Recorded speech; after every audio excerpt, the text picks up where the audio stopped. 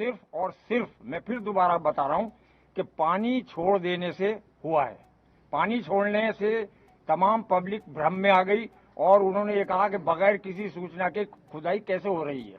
SDM संभल ने जिद की वहां पर कि इसका पानी खाली कराया जाए, जबकि एसपी महोदय और डीएम महोदय ये कह रहे थे कि नहीं, डंडे से नाप लो। जैसे ही पानी छूटा तमाम पब्लिक में भ्रम फैल गया कि उसकी जामा मस्जिद की खुदाई हो रही है, और हमने अनाउंस भी किया, पब्लिक को समझाया। लेकिन इसके साथ साथ मैं एक और कहना चाहूंगा कि पूरी तरीके से ये एसडीएम संभल और सीओ संभल की साजिश से हुआ है। सीओ संभल ने क्या किया? सीओ संभल ने ये किया कि जिस टाइम भीड़ इकट्ठा हो रही थी पानी को देखकर कि वहां भ्रम की स्थिति है, खुल रही है, तब उन्होंने उनसे सीओ साहब से ये मालूम करने की कोशिश करी कि आखिर जामा मस्जिद में क्या हो रहा है।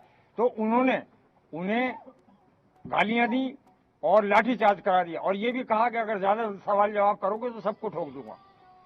सिर्फ ये पैनिक जो फैलाया है सीओ संभल और एसडीएम संभल ने फैलाया है। मस्जिद से जुड़े लोग प्रशासन के ऊपर सवाल उठा रहे हैं और प्रशासन कह रहा है कि ऐसी भीड़ आई जो बेकाबू थी, तैयार थी, बेइंतहा पत्थर शहर के भीतर कहां से आ सकते हैं और इस तरह का इंतज़ाम कैसे हो सकता है। ये एक बड़ी और गहरी साजिश रही। मैं नूर अहमद साहब के पास जाऊं उससे पहले मैं अश्विनी उपाध्याय आपसे पूछना चाहता हूं। संभल को लेकर सवाल ये आ रहा है कि ये हरिहर मंदिर का वाकया अचानक कैसे आ गया, और ऐतिहासिक साक्ष्य अब कहते हैं कि उसमें बाबरनामा का भी हवाला देते हैं, आईन अकबरी का भी हवाला देते हैं कि उसमें भी इस बात का जिक्र है कि मंदिर को तोड़ करके मस्जिद बनाई गई।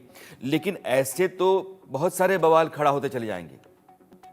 नहीं राणा जी, पहली बात तो मैं अपने बड़े भाई, अपने गुरु हरिशंकर जैन जी को मैं धन्यवाद दूंगा, आभार व्यक्त करूंगा कि पिता पुत्र मिलके भारत की सांस्कृतिक आजादी की लड़ाई लड़ रहे हैं।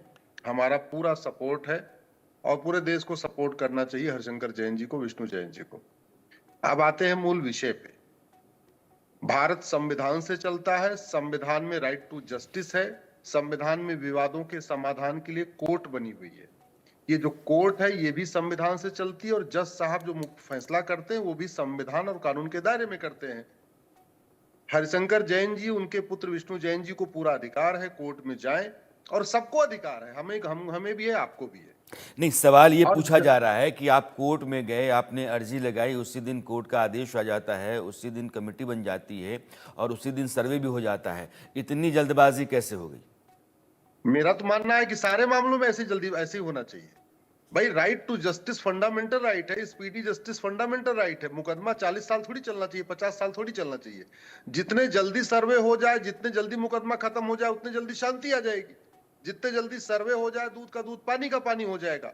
तो कायदे से तो मुस्लिम कमेटी को स्वागत करना चाहिए था, उनको कहना चाहिए था आइए आप इसकी जो राडार टेक्नोलॉजी यूज कर लीजिए, जीपीएस टेक्नोलॉजी यूज कर लीजिए, आप और भी जितनी टेक्नोलॉजी है यूज कर लीजिए, आइए टेस्ट कर लीजिए।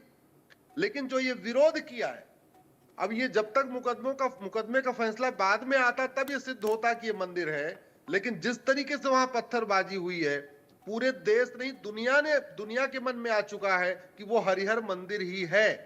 अब तो कोर्ट का फैसला बाद में आएगा, लेकिन इसका फैसला पहले ही हो चुका है कि हरिहर मंदिर है। इसलिए मैं बार बार कहता हूं, चाहे वो अटाला हो, चाहे वो भद्रकाली हो, चाहे वो भोजशाला हो, चाहे आपका हरिहर मंदिर हो, जहां पे भी है, विवाद का समाधान कोर्ट के जरिए करिए। टेक्नोलॉजी नूर अहमद साहब,